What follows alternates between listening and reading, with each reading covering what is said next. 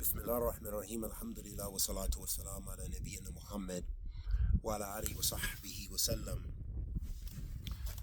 أما بعد، أحبتي في الله، السلام عليكم ورحمة الله وبركاته. أسأل الله كريم رب العرش العظيم أن يتولنا في الدنيا والآخرة. أحبتي في الله, it came in a hadith in Sahih al-Bukhari, and the Imam states, قال حدثنا حاكم بن نافع قال أخبرنا شعيب عن زهري قال حدثنا عامر بن سعد بن أبي وقاص أنه أخبره أن رسول الله صلى الله عليه وسلم قال إنك لن تنفق نفقة تبتغي بها وجه الله إلا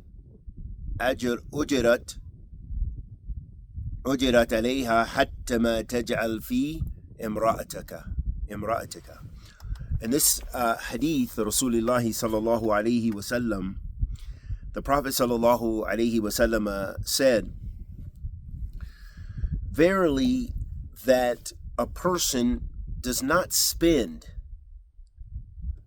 desiring the face of Allah subhanahu wa ta'ala, here desiring the pleasure of Allah azza wa jal, except that they will be rewarded for it, even if they spent on their wife or on your wife. This hadith shows us the importance of spending upon the family.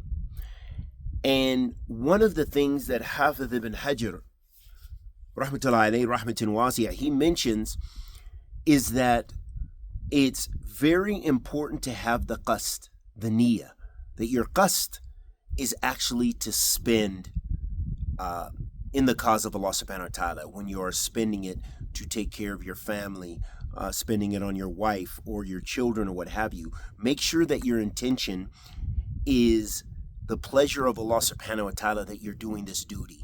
We know we do this duty. We may do it, a lot of times we do it, it's a kind of a habit, it's a routine. But make sure your intention is to please Allah. Reflect on Allah subhanahu wa ta'ala. Said, Allah subhanahu wa ta'ala has made this an obligation upon me, or I'm doing this for the sake of Allah azza wa jal. Put that in your heart, so that way you gain the reward of it. Because Ibn Hajar mentions, and I'm sure he's not the first, that perhaps you will not receive the reward without that intention. Because, again, even this spending, it is for the sake of Allah subhanahu wa ta'ala, and it's a type of ibadah. Sadaqah is ibadah. It is worship. And that means all worship is directed to who? To Allah subhanahu wa ta'ala. And all worship has two conditions. What are they? They are ikhlas, sincerity to Allah subhanahu wa ta'ala, and that they are in accordance with the sunnah of the Prophet sallallahu alayhi wa sallam. Wa sallallahu wa sallam ala nabiyyina Muhammad.